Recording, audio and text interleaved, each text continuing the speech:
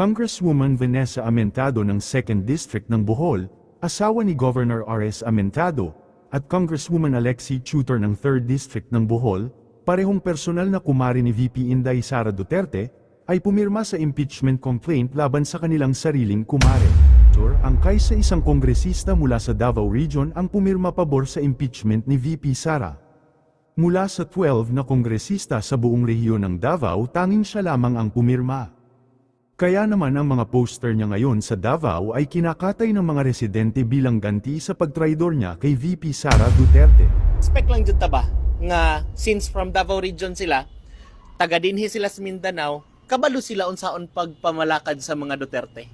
Kabalo sila sa kind of leadership nga ginabuhat sa mga Duterte.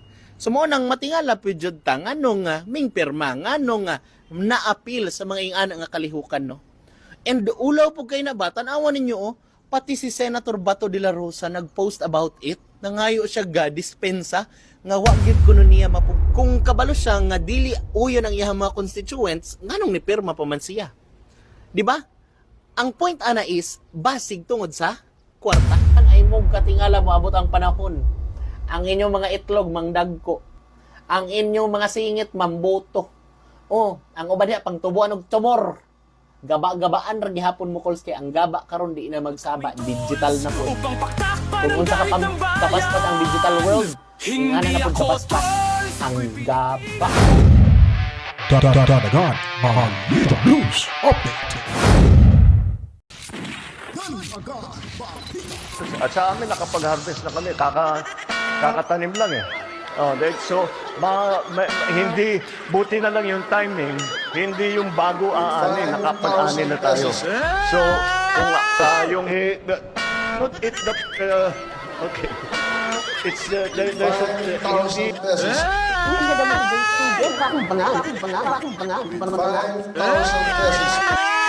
Sa milyonaryo, sama-sama tayo. Muli para maging milyonaryo. Tahimik lang daw tayo, huwag na mag-ingay. Pero paano kung sila mismo ang sanhi ng ingay? Mga pangako nilang papel, sunog na sa kapoy. Ito na ang kwento ng bayan, huwag magpapaloko. Rabay kung raw ang sagot sa fake news na laganap. Pero bakit parang kritiko lang ang gusto nilang busalan? Mga vlogger at influencer tinuturo nilang salarin.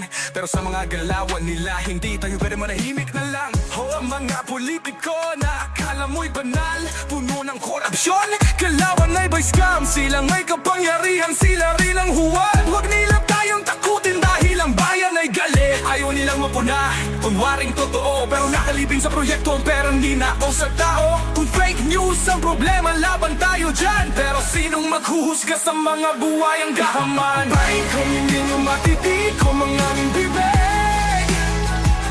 Ang bayan ay magsasalita, di papatino. Alright, welcome back mga kabalitan.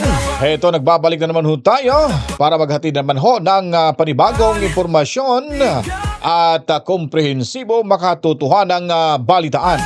Ito lamang ho sa inyong munting bahay, sa ating munting bahay, ang reaction video ng Danagan Balita News Update. Welcome na naman ho. Magandang buhay sa lahat ng ating mga tagapanood, lalo na ho yung ating team replay at yung mga masugid talaga, loyalista talaga ng Danagan Balita News Update. At sa mga subscribers na po, naku po, 83% pala. Sabi ni YouTube na hindi pa po nakapag-subscribe sa ating munting bahay.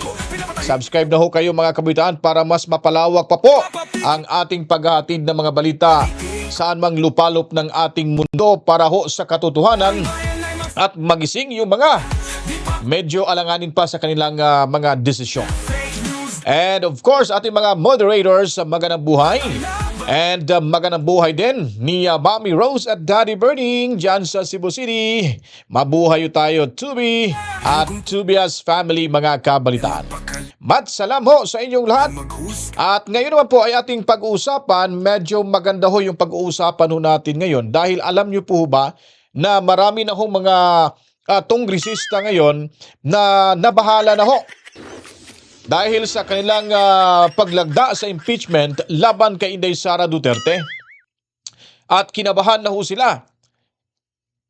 doon sa Davao City, sa Davao del Sur rather, ay itong si a certain John Tracy Cagas, yung Lone District Congressman mga kabaitaan sa distrito ng Davao del Sur ay kung saan pinagbabaklas, pinagpupunit yung kanyang tarpaulin mga kabaitaan. Parang siya lang yata, no, sa buong Davao del Sur.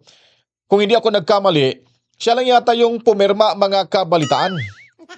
Alam niyo naman, when the money is right, di po ba? May nag-post nga doon sabi nga daw sa Cagayan yata yun na, ano ba yun? Ayuda is coming. You know, ayuda is coming mga kabaitaan. Nagkabulgara na ho. At marami ho ngayon na mga kongresista na kinakabahan na sa resback ho, ng ating mga kababayan sa kanilang mga distrito, mga kabalitaan. Yun kasing sinasabi ho natin Nagpapadala kasi sa sulsul at sa mahiwagang puting sobre. Akala ko yung mahiwaga ay yung kulay ginto lang. May mahiwaga palang kulay pula, puti. Anyways, di natin papatagalin pa. At bago pa po tayo tutungo sa ating mga balita ho ngayon mula ho sa mga mainstream media, ipapakita ko lang po muna sa inyo itong itong mga kongresistang lumagdaho dito mga kabalitaan. Pero parang ganado ho ako no? Ganado ako na ipapakita pala muna itong mga video natin na kukuha ho. At mamaya, balikan na lang ho natin yan mamaya mga kabalitaan Itong mga kongresista, dito ho muna tayo sa balita ho ng UNTV Kabalitaan. Heto po, panoorin po natin ito. Rosalie, may agam-agam ba ang impeachment endorsers na maapektuhan ang tsansa nilang manalo sa midterm elections? Ella, ipinauubaya na sa electorate o mga botante ng mga kongresistang bumoto ng pabor sa ika-4 na impeachment complaint ni Vice President Sara Duterte ang kahihinatnan nila sa 2025 midterm elections. Ito ay kung mailuluklok pa ba silang muli bilang kinatawan ng kanilang party list o distrito. Ayon kay One Rider Party List Representative Rods Gutierrez na naitalagang lawmaker prosecutor para sa nakaambang impeachment trial ni VP Duterte, sacred right ng bawat Pilipino ang mamili ng iluluklok nila sa pwesto.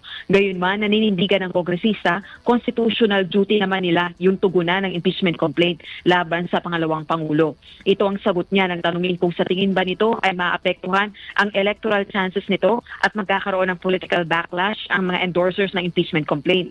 Para naman kay Iloilo 3rd District Representative Lawrence Defensor, House Deputy Majority Leader na tatayuring impeachment prosecutor, paniguradong may consequences ang desisyon ng bawat elective official. Subalit kung hindi siya pipirma sa impeachment complaint, mas may matinding epekto ito. Gayon din kung hindi niya bibigyang pansin ang mga umano'y ginawang paglabag sa konstitusyon at hindi gagawin ang kanyang constitutional duty na i-prosecute ito. Batay sa mga kongresista, simula nang i-endorso nila ang articles of impeachment sa Senado, nagsimula nang kumalat ang fake news laban sa kanila at sa issue ng impeachment. Balik sa iyo, Ella. Maraming salamat, Rosalie Cod. Yun lagi mga kabaitaan, yun talaga yung iniisip agad nila Yung sinasabi nilang na may mga fake news na bumibira ho sa kanila mga kabalitaan. Paano po ba magiging fake news mga kabaitaan? Yung mga bali-balita ho naman natin, ay yung mga nakukuhang mga impormasyon ay mula naman ho talaga sa kanila. Hindi ho gawa-gawa ho natin yan. Binibigyan lang ho natin ng komentaryo at reaksyon. Dahil yun po ang nakikita ho natin na nagkakamali ho sila mga kabalitaan. Lalo na po itong paglagda ng impeachment laban kay Inday Sara Duterte at mismo bistado na meron pong kapalit ho, ayuda di umano. Mantakin nyo po, bawat isa di umano ay makakatanggap ng 100 million pesos kung lumagdao ito mga kabalitaan sa impeachment laban kay Inday Sara Duterte. So, sino po bang hindi aayaw? Lalo na ho sa mga kongresista, mga kabalitaan. Lalo na ho sa mga kongresistang kung saan ay talagang pera-pera lang ho ang kanilang prinsipyo. May prinsipyo sila pero nakatuon lamang sa pera. Nagpapayaman lang mga kabalitaan. Kaya ngayon, takot na ho sila at kakabahan ho sila dito. Bago tayo tutungo sa video ito, itong si certain John Tracy Cagas dyan sa Davao del Sur ay talagang takot at binatikos ng kanyang mga konstituente. At bago tayo tutungo dyan, Heto, panoorin muna natin to. Isa-isahin muna natin to mga kabitan ha. Itong mga kongresista na kung saan ay lumagda. Ito, dandahanin lang mang natin to mga kabitan at lagyan ho natin ng background para mas maganda ho panoorin. Ito, sisilipin muna natin yung background ho na para ho sa kanila mga kabalitaan. Dahil ito po ang dahilan kaya ho nagkaroon ho sila ng lakas na loob para ho mga kabalitaan lumagda. Ay naku po, yun ang problema ho natin dito. Hulihan na, huli ka Balbon, huli pero hindi kulong. But whose hands hold the strings today? They call it aid, they call it care. But the speaker's game is far from fair. 7 millions for loyalty shown, but it's not his money, it's not his. So dandahanin lamang ho natin yung slide video ho natin mga kabitan. Yung sa photo nin para masilip nyo po. Just to cash in, 2 sorties later, 42 million's the score. Public funds turn to political gain. We say no, no, no to the 777 crotch scheme. Taxpayers go, it ain't your heaven. This is our money, not your parade. Justice will rise, your power will fade. With every handshake, with every smile. So silipin nyo lang po yung mga pangalan ho ng mga taong yan. Yung mga lumagda ho sa impeachment laban kay Sara Duterte. He's the king, handing out. Isa-isahin nyo po, silipin nyo, baka nandyan yung kongresista nyo. Huwag nyo nang iboto ngayong eleksyon. Huwag nyo nang iboto yung mga pagmumukha nila. While the big men roll. Siguro klaro naman siguro dyan kasi malaki naman ang kuha sa ating monitor. So kaya na pong bahala dyan mga kabalitaan. Of night, we say no, no, no to the 777 clock scheme. Taxpayers go, it ain't your heaven. This is our money, not your parade. Justice will rise, your power will fade. Oh, the speaker's sorties are a show, a grand performance all for the dough. Behind the curtain, the puppets dance, trading conscience for a second chance. But the people see, the people know this burning fire's about to blow. From our cop to our X to two-pad schemes, it's not as benevolent as it seems. They hold the poor in a cycle of shame while building empires on borrowed fame. Unity's our weapon, truth is our guide. We'll tear their facades, let justice preside. We say no, no, no to the 777 clock scheme. Taxpayers go, it ain't your heaven. This is our money, not your parade. Justice will rise, your power will fade. Oh yeah, stand up, stand strong. Our voices will rise and claim the day. The speaker's throne will shake and fall, for the people's voice will conquer all. No more 777, no more lies. It's time for truth to pierce the skies. Na na na na, hey hey hey, the people rise to claim the day. Oh, oh, oh, yeah, yeah, yeah. Listen up now, truth must play. Taxpayers' money they give away, but whose hands hold the strings today? They call it aid, they call it care, but the speaker's game is far from fair. 7 millions for loyalty shown, but it's not his money, it's not his own. Congressmen line up, they bow and they grin, trading their to 42 million's the score. Public funds turn to political gain. We say no, no, no to the 777 crotch scheme. Taxpayers go. It ain't your heaven. This is our money. Alright, sila po yung mga kandidato ng 777 mga kabalitaan. Justice will rise. Kandidatong makakatanggap ho. Or will fade. Sigurado na ho. Alam na dis mga kabalitaan. Kaya kayo po kung sa tingin nyo na andyan yung inyong mga kongresista na hinalal at kayo po ay maka-DDS, As if he's the king. alam na po yung ibig sabihin. No? Aid like Wag na ho nating iboto itong mga pagmumukhang hinampak na to mga kabalitaan. Lalo na ho si Sandro Charis Pimpinco Marcos Jr. Junior ba to? Akala ko junior mga kabalitaan eh. Hindi pala junior eh. in the dead of night. So yun na po ha, yun ang mga pagmumukha. I-review nyo lang po yung video ito kung medyo mabilis lang yung yung transition nito. I-review nyo lang para makita, i-post para matitigan yung mga kabaitan. Dahil sigurado ho, Chuck, at manlalaki yung mga mata ninyo. Ay, andyan pala si Congressman namin. Ba't pumerma? Ba't lumagda? Congressman, maawa ka naman sa ating bansa. Naunsa naman ka, oy. Tingnan nyo si Kagas. Ha? Tingnan nyo si Kagas, parang gusto na siyang lapain sa kanyang parang gusto na siyang lapain sa kanyang konstituente, yung mga tarpaulin pinagbabaklas. Ha? Talagang yung tsura na sa tarpaulin, talagang winawasiwas ginagano, no? Grabe talaga. Galit na galit sa kanya mga kabalitaan. Ha? Isang halimbawa pa lang ho yan, baka dumami pa pong mangyaring ganon, pagbabaklasin yung mga tarpaulin ng mga pumirma ng tawag nito, impeachment laban kay Inday Sara Duterte mga kabalitaan. Kaya alam nyo na kung anong ibig sabihin ho diyan mga kabalitaan. Kaya kayo po, mga nanonood ho ngayon, isipin nyo po kung kailangan pa ba natin silang ihalal na makaupo ho sa pwesto sa kanilang bawat distrito mga kabalitaan. Kasi ito po yun ang realidad.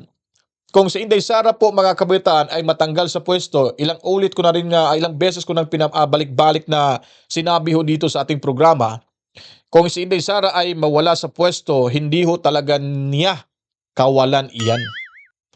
Ang kawalan ho, may kawalan ho ito sa ating lahat na mamamayang Pilipino na umaasa. Manumbalik ang sigla, saya at proteksyon sa ating bawat isa mula ho sa mga masasamang elemento like gumagamit ng pinagbabawal na gamot at kung ano-ano pa mga kabalitaan. Yung seguridad ho natin, dami na hong kriminalidad, tumaas na naman yung krimen sa ating bansa. Yung pagdami na naman ho ng illegal na droga mga kabalitaan. Yung mga 6 anyos na mga batang babae, ginahasa ho. Tapos yung kapatid, pinagtataga dahil nga nalulung sa masamang bisyo. Yung asawa at yung dalawang anak, pinagtataga, ginilitan yung liig dyan sa Naga City, sa Cebu. Dahil daw lango sa illegal na drugs. Di po ba?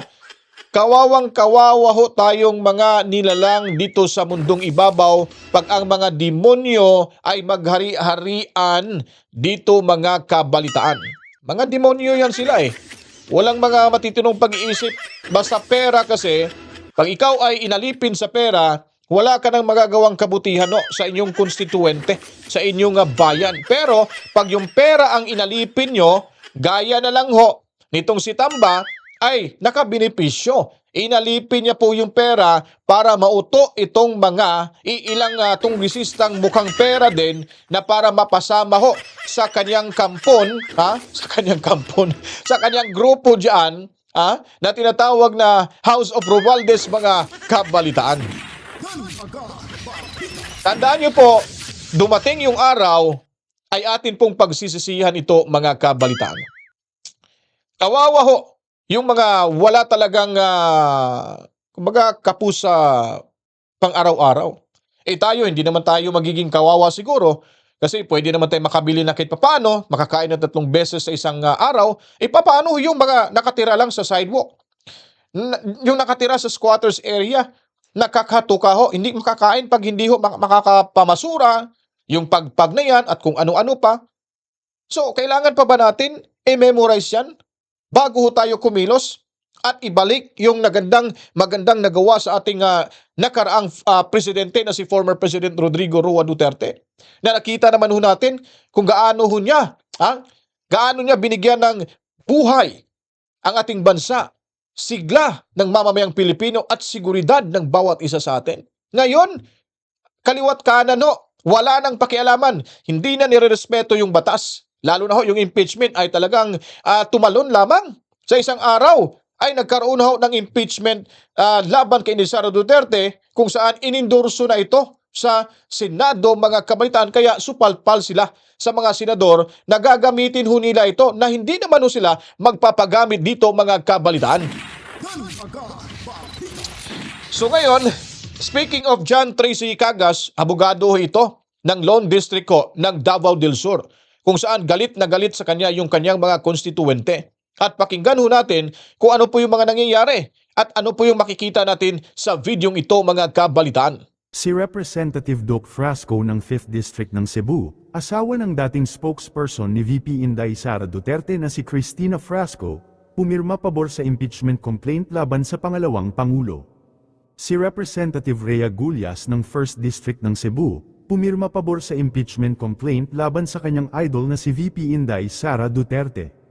Matatandaang si VP Inday Sara rin ang naging opisyal na nagkasal sa kanila ng kanyang asawang si Mayor Samsam Gullas na Grabe, no? Siya pala yung nagkasal pala sa dalawang mag-asawang ito. Yung mga Gullas dyan sa Cebu. May Gullas dyan sa Cebu at saka sa tawag nito, sa Tabunok, Talisay. Sa Talisay. Ito si Talisay. Ito yatang tumakbo ng mayor sa Talisay ngayon eh. At siya yun yatang nagpapahuli ng isang media na extortionista na hinihingan daw siya ng pera dahil yung media na yun, yung broadcaster na yun, ay tumatakbo rin ng mayor sa Talisay, Cebu. At parang nagkaroon ho ng issue at di umano, hiningan siya ng ilang milyon para itong broadcaster na tumatakbo ng mayor, hindi na ho niya isisiwalat yung mga baho nitong mayor ng incumbent mayor na si Gullas. At nung nagkaabutan na ng pera, wala na. Huli ka, Balbon. Yun ang mahirap din sa mga media, no? Extortionista. Attack, collect, defend, collect, mga kabalitaan. So, mantakin niyo po, walang kadelikadesa. Itong mag-asawang Gullas na ito, si Vice President Sara pa palang kumasalo nito. Tapos, ganun-ganun na lang pumirma dahil natatakpan yung bibig at mata sa kumikintab na salapi, mga kabalitaan. Nakakahiya ho sila, no? Talagang nakakahiya ho. Ang yayaman na ho nila, gusto pang magpakayaman pa, mga kabalitaan. Sabi nga ni Inday na wala siyang mga friends, wala siyang friendship daw sa politika kasi hindi daw siya sumasakay, hindi siya nagji-jam sa kanila. Dahil alam naman si Inday Sara, matino talagang leader ng ating bansa. Matinong politiko. Kaso nga lang, sa ambisyon ay nasisira ho siya ngayon, pero sa kanila lang. Sa taong bayan, hindi ho nasisira si Inday Sara Duterte. ng Talisay, Cebu sa kanilang civil wedding. Dalawang Di ba? Sa Talisay, Cebu nga. So hindi ako nagkamali, sa Talisay, Cebu City nga, mga kabalitan. Tabaw ako kasi kaya sino bang hindi makakilala sa kanila, baluarte ho natin dyan, mga kabalitaan. kumare ni VP Inday Sara sa Bohol, pinirmahan ng impeachment laban sa kanya hindi lang simpleng politika kumareha na ang nakasalang. Congresswoman Vanessa Amentado ng 2nd District ng Bohol, asawa ni Governor R.S. Amentado, at Congresswoman Alexi Tutor ng 3rd District ng Bohol, parehong personal na kumare ni VP Inday Sara Duterte, ay pumirma sa impeachment complaint laban sa kanilang sariling kumare. Sa harap ng patuloy na pagtalikod ng mga dating malalapit sa kanya, isang bagay lang ang sigurado ayon sa mga netizen, ang tunay na kumare, hinding-hindi ka iiwan sa ere. Samantala, ang nag-iisang kongresista na bumaliktad sa rehiyon ng Davao ay si Representative John Tracy Cagas ng Davao del Sur. So ito yung sinasabi ko sa inyo, mga kabaitaan. Si Attorney John Tracy Cagas dyan sa Davao del Sur ay siya lamang hong lumagda. Davao lawmakers who did not vote to impeach Sara Duterte. Andyan ho si Congressman Pulong Duterte, andyan si Vincent Garcia, lalo na ho si Congressman Isidro Ungab, itong si Maricar Zamora, at sino pa ba to? Roel Gonzaga, si Pantaleon Alvarez, Alan, ano ba apelyido ni Alan? Silipin ko muna ha. Hindi ko mabasa, malayo. Bautista Claudio. Claudio ba to? Basta ganon. Ang dami pa po nila mga kabalitaan, no? 2, 4, 6, 8, 10, 11. 11, no? Yung lawmakers ng Davao, ng Davao ay hindi ho talaga lumagda. At ito lang hong itong si Cagas, ewan ko lang kung ba't lumagda ito, ano namang napagkasunduan nila ni Tamba, mga kabalitaan. So wala, kahit sabihin natin na ito ay magaling na, sabi nila magaling na congressman ito, parang naging governor yun din yata to, if I'm not mistaken. Kasi makabasa talaga siya, mga kabalitaan, tumutulong ho talaga siya. Pero sa panahon ngayon, sa usaping impeachment, nagtataka ho yung karamihan na loyalista pa naman to sa mga Duterte, nagtataka ba't biglang bumaliktad? Ba't siya lang sa lahat ng mga lawmakers, siya lang ang dumagda na mula sa Davao sa impeachment ni Sara Duterte? Well, in fact, na siya ay taga Davao din, mga kabalitaan. Tama ho. Wala na ho ibang rason tayo dito. Tama ho na nabubusalan din ito, mga kabalitaan.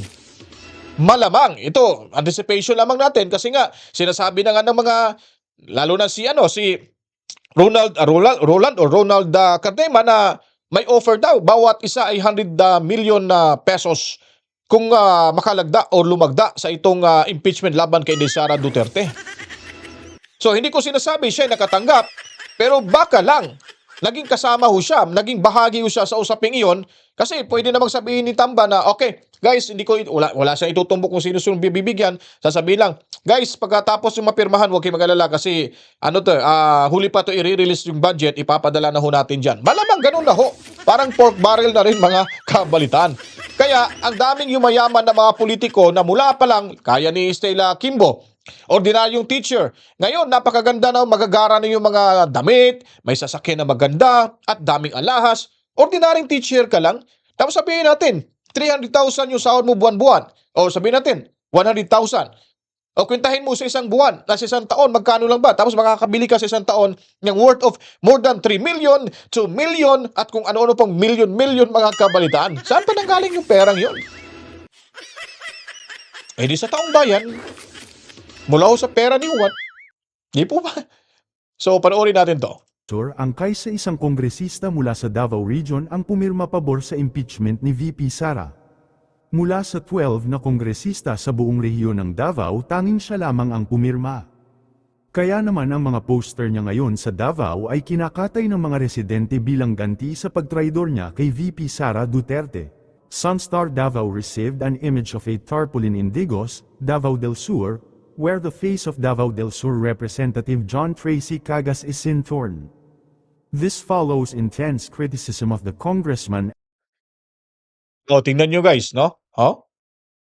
Binabaklas yung tarpaulin ni Cagas. Galit na galito sila, mga kabalitaan. Malamang marami pa pong mangyayari ho dyan sa Davao City. Sa Lone District ng Davao del Sur.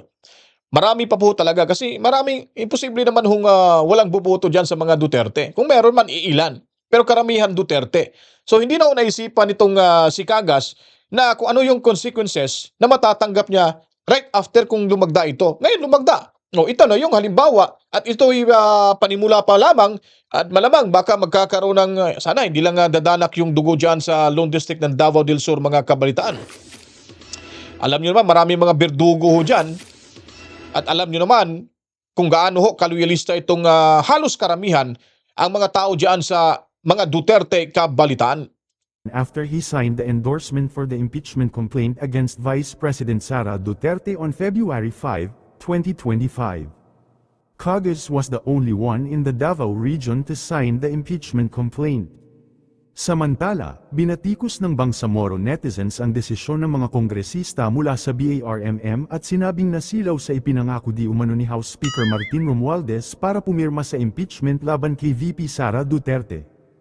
Ang mga BARMM lawmakers na pumirma sa impeachment complaint ay sina Lanao del Sur 2nd District Kong Yasser Balindong, Lanao del Sur 1st District Kong Zia Alonto Ajong.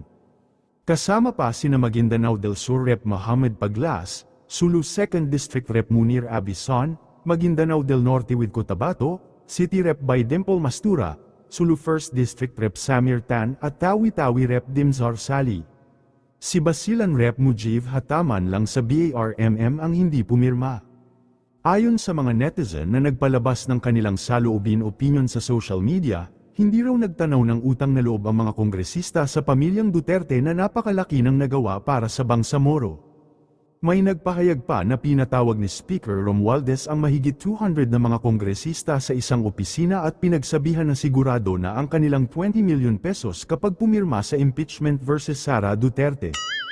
Ayon sa pahayag ng isang mambabatas, napilitan siyang pumirma dahil kawawa ang kanyang constituents kung hindi niya matatanggap ang pera sa proyekto ng kanyang distrito. Pumirma din si South Cotabato Rep Peter Miguel at General Santos City Rep Loreto at Charon. Hindi pumirma ang dalawang kongresista mula Sultan Kudarat Province na sina 1st District of Sultan Kudarat Rep Bayrihan sa Collieren at Sultan Kudarat 2nd District Rep Horacio Suansing at si North Cotabato 2nd District Rep Rudy Cawagdan. Samantala, sa galit ng publiko sa Marcos admin at sa mga kongresista na tinatawag na makabagong hudas, umabot na sa puntong si Marcos ay gusto nang ipabarang ng isang netizens kasama ang 215 na mambabatas. Ang issue na ito naman ang binigyan ng comment, reaction ng well-known influencer na si Engineer JD. Calls na nag-comment diri murag looy kay panawagan ba tanawa. Grabe call among congressman sa Davao del Sur ni pirma. Na shock ming tanan na unsa man to oy. Na pati mi na shock calls kay sa tibuok Davao region murag siya ra man gyud ang ming pirma. Unsaon man nato na. Mao lang pud nga ako ang masulti calls, di man jud pud nato madiktahan kung unsa ang ihang panglantaw sa kinabuhi no. Isip usa ka leader, wa pud ta kabalo kung unsa ang gina-represent mismo sa iyang mga constituents. Pero kung i-base nimo sa mga makita nato karon sa social media nga reaction sa mga katawhan, even people coming from his district, makaingon jud ko nga daghan og ning react nga dili daw mao ang ilahang gusto mahitabo. Pero unsaon ta man iha man ang choice magperma. And naga-expect lang jud ta ba nga since from Davao region sila, taga dinhi sila sa Mindanao, kabalo sila unsaon pagpamalakad sa mga Duterte. Kabalo sila sa kind of leadership nga ginabuhat sa mga Duterte. So mo nang matingala pud jud ta nganong ming pirma, nganong na-appeal sa mga ingana nga kalihukan no. And ulaw pud kay na ba tan-awan ninyo pati si Senator Bato de la Rosa nag-post about it. Nangayo siya ga dispensa nga wa gyud kuno niya mapugnan knowing nga naa sila sa the same province Davao del Sur. Di ba? Senator na murag naulaw sa imong gibuhat. Di lang napay taga Mindanao, katong taga Cagayan de Oro City nga representative, nga ni ana siya ayuda is coming kuno. Halaka na unsa naman taani, ing ana na gyud mo ka proud sa inyong mga kagaral calls? Ha? Ing ana na gyud mo ka proud sa inyong mga pagkakurakot diha nga side? Na lagot ko ninyo ha. Tara calls, kape.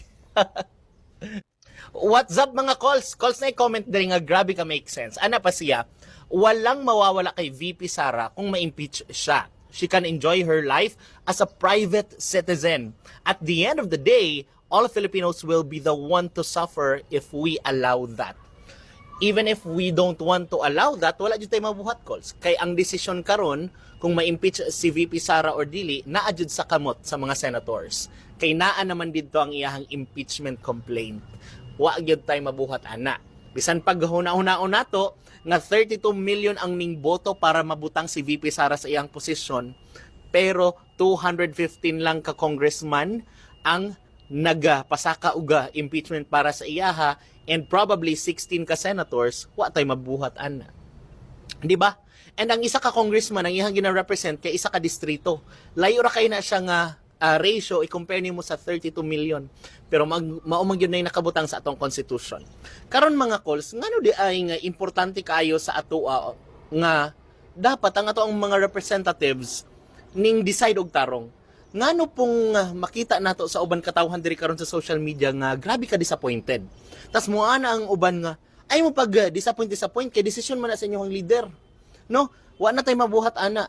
You know why? Because namagod sila yung option not to sign. Na may option ang isa ka congressman nga pwede man siya dili mo sign. Bahalag sulod sa iyang kasing-kasing, di na siya ganahan, or kung kabalo siya nga dili uyon ang iyang mga constituents, nganong nipirma pa man siya. Di ba? Ang point ana is, basig tungod sa kwarta.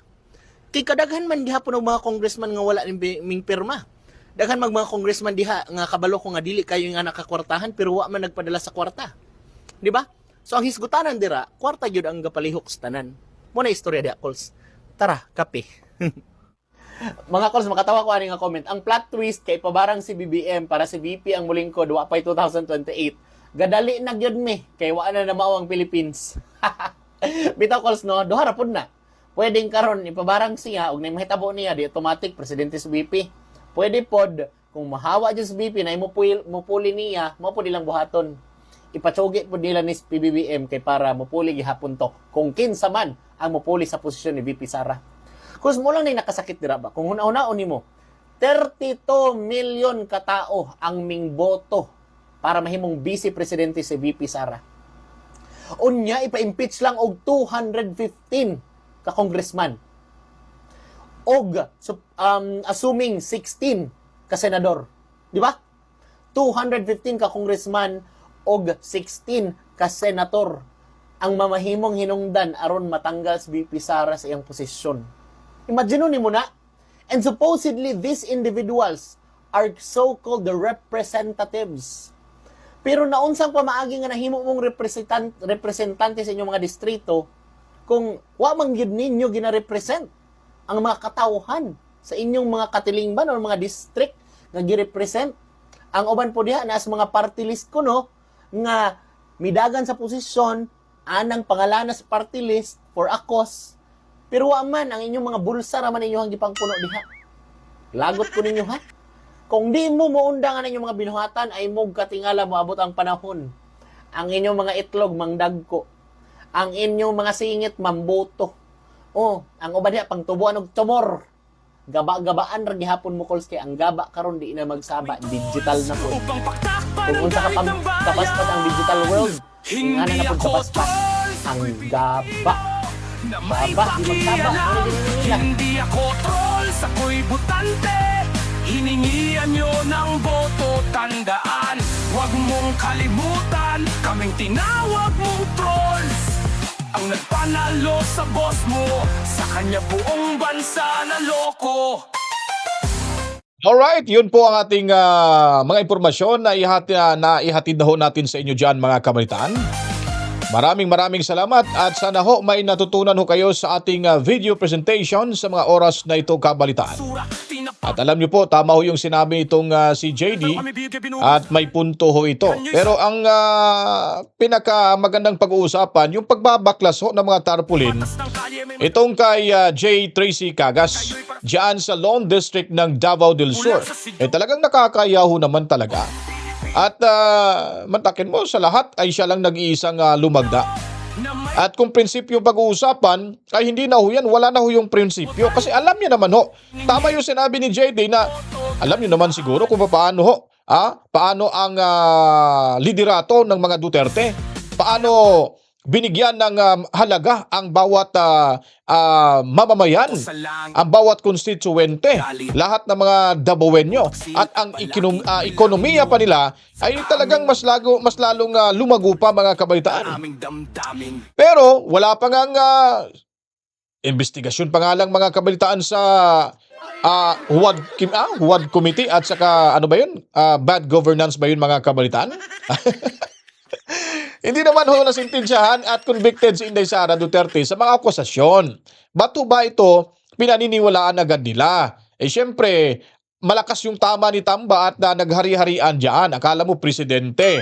Paano kaya pag naging presidente si Tamba na Speaker of the House pa lang, ito na yung kanyang pinapakita ho sa taong bayan na gusto niyang kontrolin at walang ninuman ang makapagreklamo o di kaya walang ninuman ang mangbabatikos sa kanya kasi pag may bumabatikos talagang magigiba mga kabalitaan. Parang ala martial law na ang dating sa ating bansa.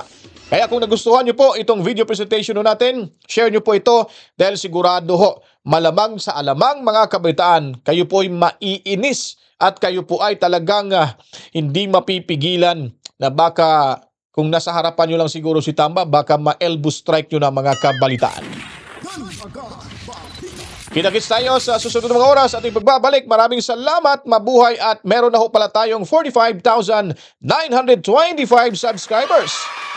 Huwag kalimutan po, 50,000 subscribers, target po natin bago po yung halalan, nahalalang naman parang halang na Yo, anghang na pala mga kabataan.